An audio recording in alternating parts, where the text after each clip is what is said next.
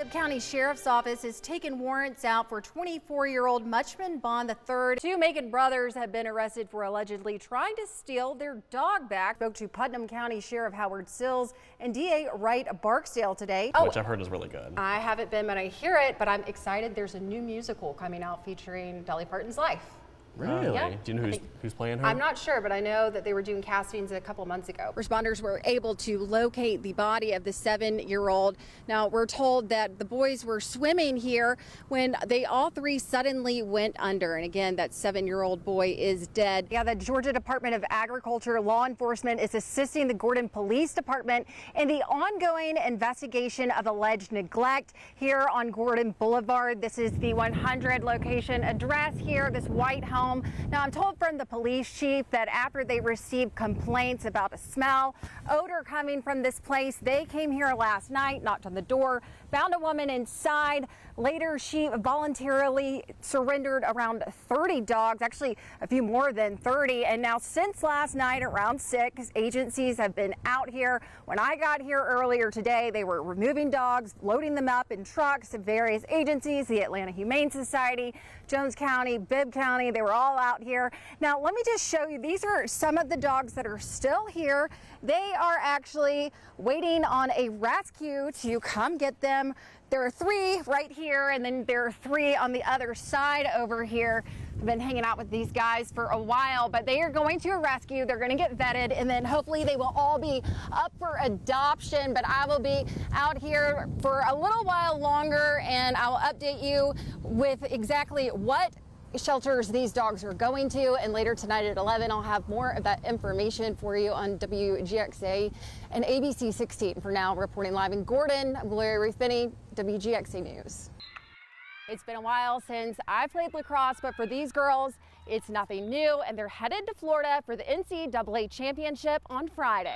You can still see charred material here at this vacant warehouse on Reed Street. I was there tonight as neighbors gathered along Birch Street, and investigators handled the scene, removing 25-year-old Christopher Valentine Jr.'s body from a screened-in front porch of a home earlier this evening. Painful screams from a mother after learning her son is dead. The deceased 25-year-old Christopher Valentine Jr. We know this person to be Christopher Valentine. That's correct. A wanted suspect in the Midtown Daiquiri Bar shooting that left 3 dead and several others injured in mid-May. This was the scene on Birch Street Thursday night in Macon-Bibb. At 7:12 p.m. today, a report came out of a person suffering from a self-inflicted gunshot wound. Sergeant Christopher Williams with the Bibb County Sheriff's Office says Valentine, who was wanted for 3 counts of murder, died from an apparent suicide. BSO issued warrants for Valentine on Wednesday, following the arrest of Jarius Curry and Travis Glover on June 6th and 7th, also in connection to the deadly bar shooting on Log Cabin Drive. However, the first person charged in the deaths of the 3 victims was Muchman Bond III. As far as Valentine, Deputy Coroner Lonnie Miley has declared him deceased. The next of kin has been notified. The body will be sent to the GBI for an autopsy. It's completely a disaster. Quinn Herndon says high winds toppled trees, trapping his family inside their rented mobile home nearly 2 weeks ago. My neighbors had to run in and help me get my kids from under the tree and bushes and branches. A copy of the lease agreement the Herndons provided lists the landlord as CN Property Buyers LLC. I'm paying $850 for this. Half of the rent goes to the landowner, and the other half goes to the owner of the mobile home. I don't own the land. Therefore, Herndon says it's not his responsibility to repair the damage caused to the unit. Zero efforts being applied. We reached out to Jose Garcia, the person the Herndons say they pay their rent to each month. We haven't heard back after attempting to speak over the phone. Herndon's neighbor, the one who helped to rescue the family, says the entire situation is just a mess. A natural disaster. I can't afford to pay everything I have to pay, live my life, and have to pay for damages that I don't cause. According to Herndon, the landlord, He doesn't care. And that's what he explained to me in a million words. It's terrifying and it's very inconvenient to have to leave outside of your home rather than being comfortable in your home and safe in your home where you should be. if you've been out and about for a show in Macon, you've probably had the pleasure of running into David Gerald, recording music on his phone. And if more than one band were playing around town, you'd probably see him there as well. Never knew where he was going to show up and how long he was going to be there. Last Wednesday, friends and Macon musicians were sharing their love for David, planning a benefit after his cancer diagnosis and unexpected medical bills. After all, David, active member of the Georgia Allman Brothers Band Association, was a large part of the fabric within Macon's music community. Promoting the whole music scene in Macon in general.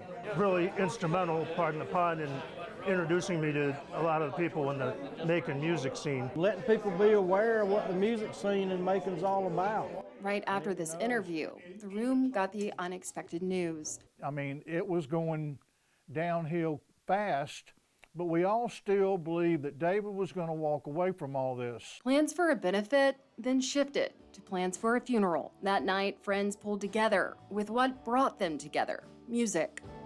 Now these friends are planning a celebration of life on a larger scale. And in David's own words from an interview with him during GABA Fest in 2023. Celebration of the life and the music and the legacy. And I know that's the celebration David would want to.